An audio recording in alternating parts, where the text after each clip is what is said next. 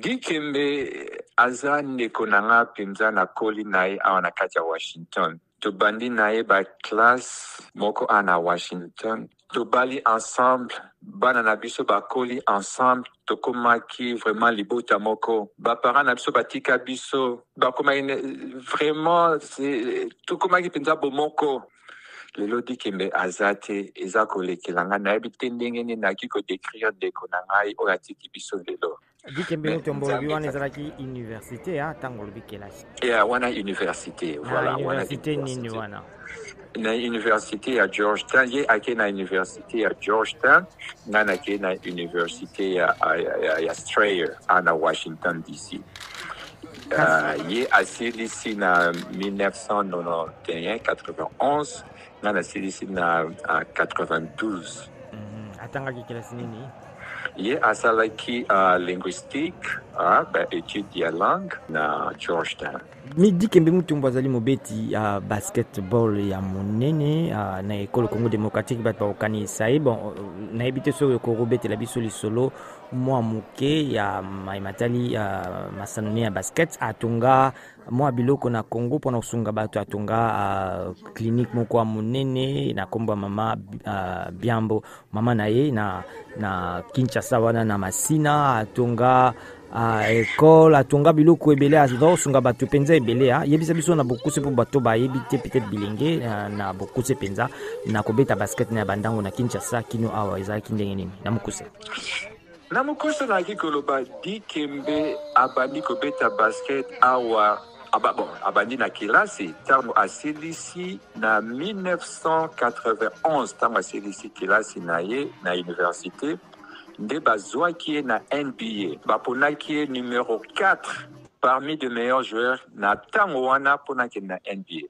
Dikembe asali mingi pona biso ba Congolais, ezala na kati awa na mboka ya Washington place tozana, et puis na mboka na biso kuna na Congo. Et en plus naloba mokili mobimba bayebi Dikembe aza icône monene, asali ba œuvre ebele nakoki ko azali kobeta na Kinshasa na ekipe ngo bengi All Star na Elikia na collège Saint-Joseph kala penza na kanisi na histoire dolobaka, mais awa na Amérique na histoire ya NBA so balobi défenseur oya kangaka batu batangaka liboso penza Dikembe tango azakolakisa mosapi wana boyo koyebisa biso mwa mokuse.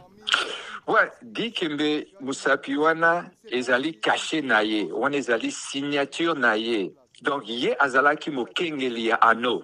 Okoki koya ndenge nini. Même Michael Jordan, nyonso boyebi bakombo ya minene bazali kokoka Dikembe te. Meilleur défenseur na kati ya NBA, mbala na mbala. Dikembe atiki vide monene na kati ya NBA. Nandimite tokozalaka na Dikembe mususu na kati ya NBA. Bala na bomone pona tosukisa bali azatiki bana boni tout ça là. Dikembe abali Mama Rose kenazako saluer de passage. Dikembe abali Mama Rose na 1997 97 si je me trompe pas. Bazana bana Misato ya libose ya Mwasi, Kerry Yami Bale, JJ, et puis Asuka, Isa Ryan.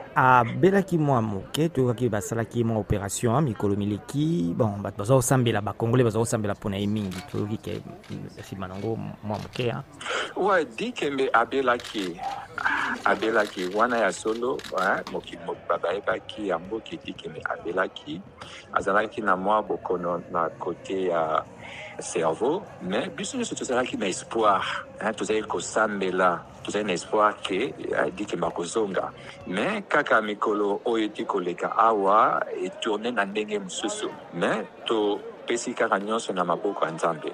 Ezalaki bongo mwana mboka Claude Kamana alutopesa biso litato lipo etali Dikembe mutombo mobeti basketball ya monene auta na Congo azako beta banda na Congo na bande kone musuba beta ka basket bazali ba ilo na basusu bo libota wana batu bayebi yango. Bon Nzambe pesa makasi ndeko bozana mwa lien ya famille